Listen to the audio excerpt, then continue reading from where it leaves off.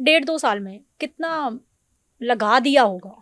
मेरे पापा ने लाखों लगाए होंगे जी, जेलों में ही सिर्फ और थानों में ही सिर्फ। अगर अंडे भी जेल में गाने हैं तो वो अगर सही सलामत हम तक पहुंच जाए तो उसके लिए भी 10,000 रुपया देना पड़ता था। सनम कोई वक़्त आया ऐसा कि जब टूट गई हो? मैं सिर्फ एक बार हुई जब ये मेरे अब्बू को ले गए, मैंने देखा कि वो उसको एक डाले में लेकर गए जिसका नंबर नहीं लगा हुआ था। हमारे यहाँ तो 1, 2, 3 मुकदमे हों तो इंसान की बस हो जाती है, उसकी सारी ज़िंदगी की जमा पूँजी लग जाती है हमारे सिस्टम में। आप पे तो केसेस पे केसेस बन रहे हैं। कौन सपोर्ट कर रहा है इतना? फाइनेंशियली सपोर्ट की बात कर रही हूँ। मेरे अब्बू कर रहे हैं जी। मेरा तो केस शुरू से एंड तक मेरे अब्बू ने देखा है और थैंकफुली कि मुझे लॉयर्स की फीस नहीं देनी पड़ी। पहले हुँ। नैयर अंकल थे, उन्होंने केस लिया, उन्होंने बोला कि मेरी बेटी जैसी है ये और इसके बच्चे देखे हैं मैंने। वो एटीसी कोर्ट में मेरे बच्चों से मिले तो उन्होंने बोला कि मुझे बच्चे देख के बहुत अफसोस हुआ कि इतने छोटे बच्चे हैं और आप उनकी छोटे छोटे बच्चे हैं और आप माओ को इस तरह जलील कर रहे हैं। तो उन्होंने मेरे अब्बू को कहा कि इसका केस मैं लड़ूंगा। फिर उनके कोई हेल्थ इश्यूज थे तो फिर अली ने अब्बू से मेरे कांटेक्ट किया, उन्होंने बोला कि मतलब मुझे मैं केस इसका सनम का करूंगा अभी। और उन्होंने भी सेम बात यही की मेरे अब्बू को कि आप मुझे अपना बेटा भी कह रहे हैं तो उस हिसाब से ये मेरी बहन हुई, फिर आप मुझे फीस भी पूछ रहे हैं। तो मैं इस मामले में काफ़ी मुझे लॉयर्स ने बहुत हमारे साथ कोऑपरेट किया कि उन मेरे अब्बू से कभी किसी ने फीस नहीं ली हुई। हमने ये पुलिस को ही खिलाया हुआ जितना खिलाया या जेलों में ही खिलाया हुआ जितना पैसा खिलाया। डेढ़ 2 साल में कितना लगा दिया होगा? मेरे पापा ने लाखों लगाए होंगे जी, जेलों में ही सिर्फ और थानों में ही सिर्फ। सिर्फ इसलिए कि जी आप सिर्फ जो हमारे तक तो बेसिक भी नहीं पहुंचने पाती थी। हमारे मैं अगर अंडे भी जेल में गाने हैं तो वो अगर सही सलामत हम तक पहुंच जाए तो उसके लिए भी 10,000 रुपया देना पड़ता था। हमें तो बेसिक के लिए भी बहुत खपना 200 पड़ता के था। अंडे 10,000 में आप तक पहुँचते ऐसे ही थे। होता था क्योंकि वो हमें हर चीज़ जो जैसे जेल में बाकी खवातीन थी उनको टीवी इन्होंने दिया हुआ था। ठीक है। हमने बोला कि जी बाकी सबको बैरक्स में है तो हमें भी दें। हुँ। हमारी बारी वो कहते थे आप घर से मंगा लें। उनको आपने एयर कूलर्स लगा के दिए, इतनी गर्मी है तो मतलब हमें भी, तो वो बोलते थे आप घर से मंगा लें।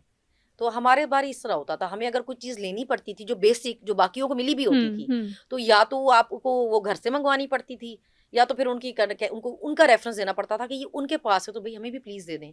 फिर भी हमारी नहीं सुनी जाती थी, फिर हम क्या करते थे कि हर 15 दिन के बाद एक जज आता है जेल में राउंड के लिए, ठीक है। तो हम उनको रिक्वेस्ट करते थे हुँ, कि जज हुँ। साहब ये इस तरह बाकियों को ये चीज़ मिली हुई है तो हमें भी मिलनी चाहिए। फिर वो कह के जाते थे कि इनको ये चीज़ आप दें। उसके बाद मिल जाती थी हाँ, या तो फिर नहीं, नहीं फिर उसके बाद मिल जाती थी। वो उनको तो नहीं बता सकते थे कि हमें गवर्नमेंट की तरफ से ऑर्डर है, इनको तंग करना है।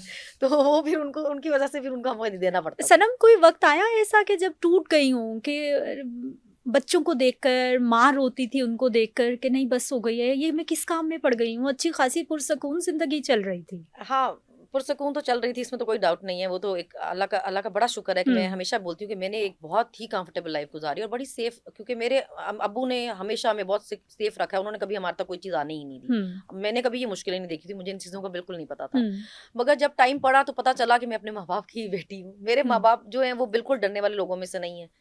अ, पहाड़ी हैं, ख़ान है मेरे अब्बू, मेरी अम्मी भी। तो हमने मुकाबला मेरे ख़्याल से हमारे खून में ही है।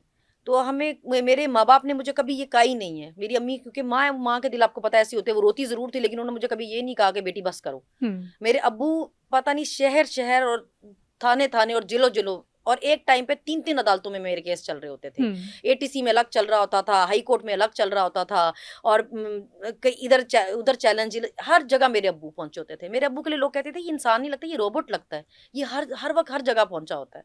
मेरे अब्बू नहीं, कभी उन्होंने मुझे नहीं कहा कि तुमने मुझे इस उम्र में क्या कर दिया है। मुझे बहुत लोगों ने कहा कि 1 साल पहले अगर हम आपके अब्बू को देखें और 1 साल में आपके अब्बू बूढ़े हो गए हैं।